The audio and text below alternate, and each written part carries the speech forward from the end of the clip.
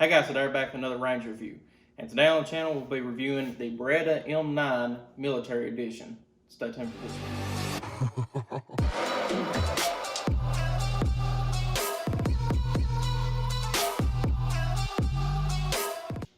Alright guys, we're back. Once again today we're going to be doing the range review on the Beretta M9.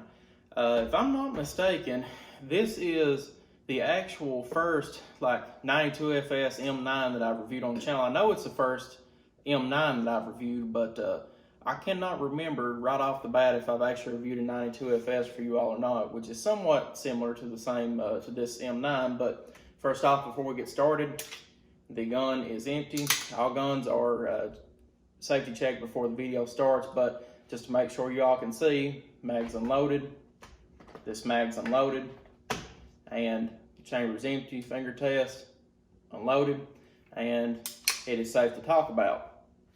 So, just starting off the video, I thought I would give a little history lesson on the Beretta M9 and kind of where it come from and everything like that. The Beretta M9 actually won the pistol competition in 1980, sorry, and whenever it won the competition for the U.S. Army's next adopted handgun, it was officially finally adopted in all military usage, pretty much all military usage in 1985.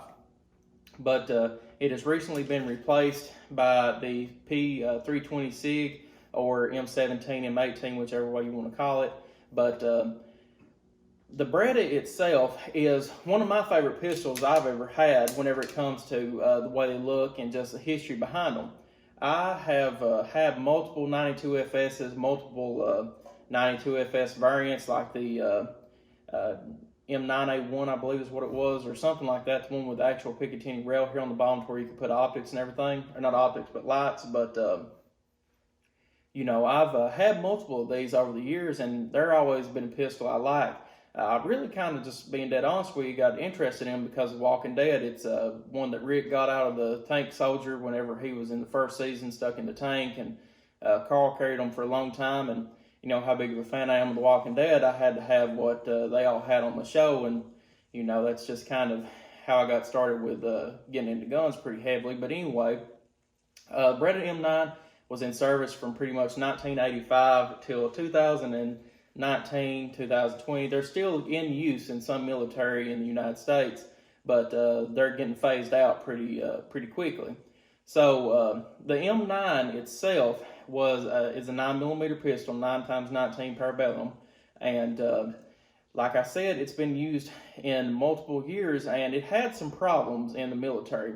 I'm not going to sugarcoat anything, and the major problems that it had was slide failures, failure to go into batteries, and failure to extracts.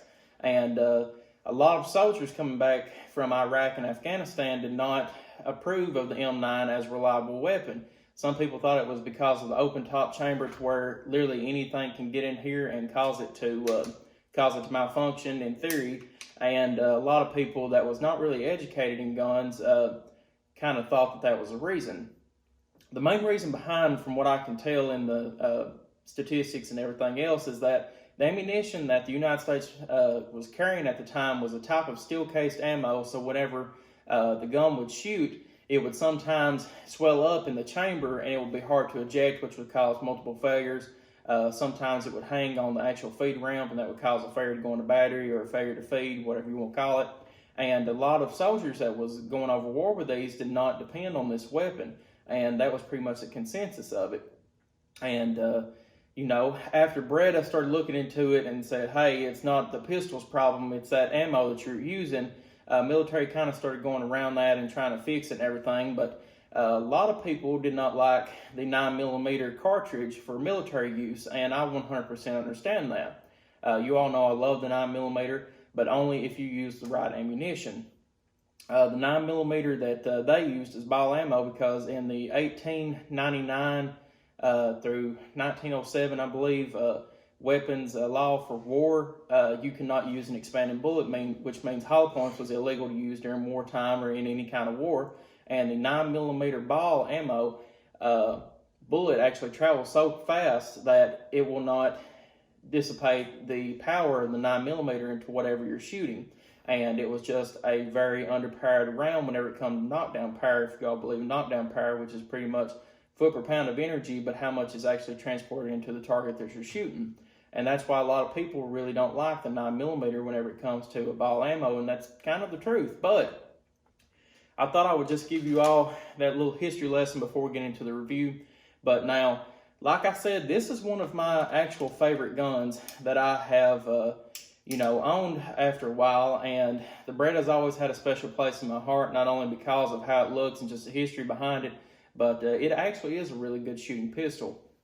The major differences between the M9 and the 92FS is really the sights on it was one of the major ones. The Beretta 92FS actually used a 3-dot system. As you can kind of see here, you have the one white front sight, and in the back there is no dots. There's just a kind of a 1/2 to 3/4 circle that sits in the bottom, and whenever you're looking at it, it's kind of more for target shooting. I mean, not target shooting, but sight acquisition, and that's what they was going for. And I like the sights on it a lot. But a lot of you might not know this, but the Beretta M9 was actually one of the first pistols that actually had sights on it that you could aim with. I know a lot of people out there watching this video has 1911s on 1911s and everything like that, but if you look at the 1911s that was issued from, I think the first one, whenever they adopted it during the first war, possibly 1915, 1916, somewhere around there, up to whenever this was adopted as the sidearm for the U.S. military, the sights on the 1911 that they was using, 1911A1, was very, very small in the front and had very little raised sights in the back. And is what they actually taught in the military was to point and shoot. Because your pistol, even though, people say the 1911 won 2 world wars, it's a champion. I love 1911s, don't get me wrong. It's one of my favorite pistols ever built, still is. But what they used a pistol for was close combat, like last resort kind of stuff. And it's what they taught was aim and shoot with your, not aim, but just point and shoot. And that's what that 45 was used for, was pointing and shooting. It was not aim, even though it did have sights, it was not used to actually take a bead down and aim and shoot it. And that being said, this was one of the first pistols that whenever the U.S. military started saying, hey, the sidearm that you have can also be a very accurate weapon if you train right. And that's whenever they started pushing training on aiming with your sidearm and not just point and shooting. And that's one of the big things about the M9 Beretta that actually changed U.S. military whenever it comes to aiming and everything else. But now, like I said, this pistol right here, it is a open-topped, meaning that the barrel is exposed, which can mean that you can possibly have some failure to feeds, failure to fires, if any kind of particles, sand, whatever, mud, dirt gets down in here and pretty much causes the slide to malfunction. Because like I said, as you can see here, if anything gets stuck in there and causes any bit of rubbing or anything like that, because you're going to have a lot of power to push that round up into the chamber to go into it. And that was one of the failures of the Beretta with the open top chamber that a lot of people consisted with the military saying that, it's not a, too reliable of a gun. But it's been torture tested over the years, and it still is a very reliable gun. Just keep that in mind. But now, the Beretta has, this M9 comes with 2 15-round mags. So decent capacity if you compare them now to like a Glock 17-round mags, which they actually make flush 17-round mags now for the M9 Berettas, but this one right here comes with 2 15s, and comes with a few different booklets and everything. If you want a little bit closer up look to what all it comes from factory, the unboxing review, tabletop unboxing review should already be up by now. But this box even itself is a tad bit different than your normal blue Beretta boxes. But like I said, if you want a little bit more in-depth video on that, check out the tabletop unboxing review. But this one right here is mainly for the shooting. So this gun itself is a tad bit heavier for 9mm, which helps in the recoil, because once you take a bead down on something, you can pop off rounds very, very quickly with this and still get very accurate follow-up shots. And if you've ever felt a Beretta 92 or a Beretta M9 in the hands, they're one of the best feeling pistols in your hand, in my honest opinion. My hands are somewhat larger, and they fit perfect with the handles on it. And whenever I just aim it, it's exactly where I'm looking right down it. And this thing, the slide on it, whenever you rack it back,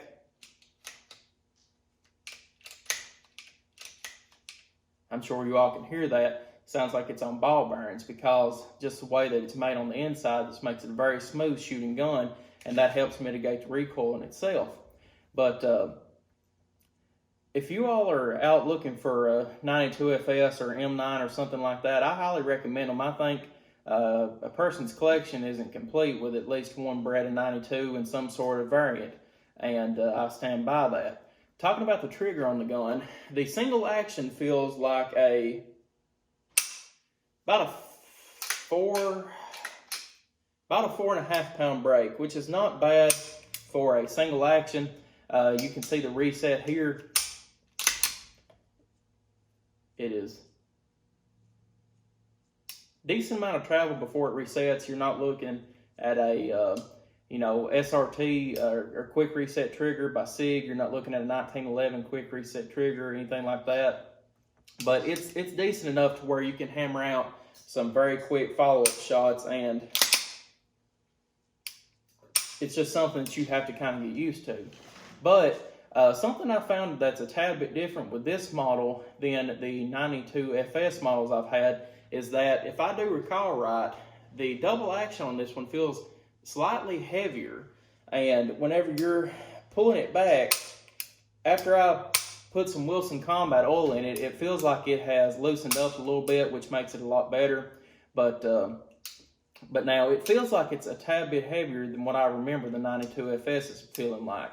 And I done a little research on that myself, and they say that they made the springs in this a tad bit heavier just for the military in itself, because they was using somewhat, I guess the best way to put it, somewhat crappier ammo with harder primers and everything like that. And you all know if you have a hard primer, you have to have a pretty decent heavy spring, so whenever that hammer falls, it's going to have enough pressure to hit that primer to ignite the powder to make the projectile go down the barrel and everything else. And I think that's the main reason that this single action, double action is a tad bit heavier, but it's not overwhelmingly heavy, if you understand what I mean. But it's not going to be what I'm used to, I guess. But I kind of spoil myself with some $2,000 guns I have whenever it comes to taking these lower priced guns. I mean, this is not really lower priced guns right now. This gun is bringing anywhere from $750 to $800 from what I've seen, and it's a very nice pistol in itself. But like I said, the double action for me feels a tad bit heavier, but I can still keep it on sight while pulling through. It's just one that you have to kind of get used to, but it feels a tad bit heavy to me. A big thing about these Berettas that a lot of people enjoy whenever they're carrying them, and just remember it's a little bit heavier, so it's not really the ideal pistol for concealed carry, which I really can't talk because I carry Glock 34 in my waistband. But now, the Beretta M9, the way that a lot of people would carry it is taking it, throwing one in the chamber, and once you have one in the chamber, you can either carry it in 2 or 3 different ways. It's not ideal to carry one in the chamber with the hammer back because, like I said, you kind of barely put any kind of pressure on this and it's going to go off. But a lot of people can carry it like this, with one in the chamber, and this right here has a decocker. All you have to do is push it down. Even though the hammer falls, it's safe. It's not going to go off. These mechanisms have been, the internals of it have been tested over and over and over. This gun is not going to go off. It's pretty much fail-proof.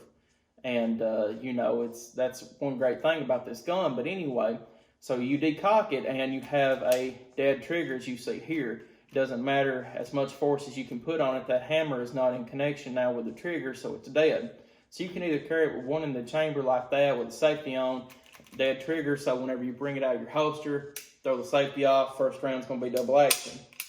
Okay, you can carry it like that. But also, you can carry it with one in the chamber, decock it, safety's down, and then throw the safety back up so you're ready to go. So whenever you withdraw it from your holster, point, shoot, you don't have to turn the safety off, but you have one in the chamber. And you're going to have that heavy double action pull, so more than likely it's not going to ever be snagged on anything and go off in your pocket, or waistband. So that's, a good thing to have. But depending on how you train and everything, it's just something you have to keep in mind with this gun, because it's not a Glock. It's not one that you throw one in the chamber and just put it in your waistband and forget about it. But, if you train with one with a safety on, high tense scenarios, I mean, I can remember a few high tense scenarios I've been in whenever I've been either training or even hunting, and the first thing you go to is the way that you've trained. And if you train with a gun that's got safety on it and you feel comfortable with that every time you pull it out of your waistband, you're going to turn that safety off, and it's pretty much a fine motor skill, or it's a motor skill that you've got down pat, pretty much the easiest way to say it, you're going to be able to throw that safety off and go on. But now, if you haven't trained with this gun and you've got the safety on, if you ever have to withdraw it, you're going to be in a high tense scenario, don't get me wrong, but if you ever withdraw it and you've got that safety on and you forget about it and you pull, you've got a dead trigger, and there's nothing worse than having a gun and it not firing when you want it to. And that's something I just try to preach to my viewers and everything, that if you have a gun with safety, train with it as a safety, because you never know, it might be in your pocket, it might accidentally get switched down, and now you've got a gun that whenever you pull it out, if you haven't trained with it, you think it's dead, and you might say, oh, it's got the safety on, throw it off, and then go to town, but then a few seconds that you've wasted saying what's wrong with my gun might get you killed. And it's just something you always got to keep in mind. But now this gun right here, it's really a beast in itself whenever it comes to looking at it versus other pistols, versus Glocks, versus SIGs, whatever else. But it is a great pistol, and I really do like it, not only just for how well it is to shoot and how accurate this gun is, but it's just a very nice pistol in itself. But I'm just trying to teach you all to try and keep in mind that there's a few things that you have to look at different with this gun.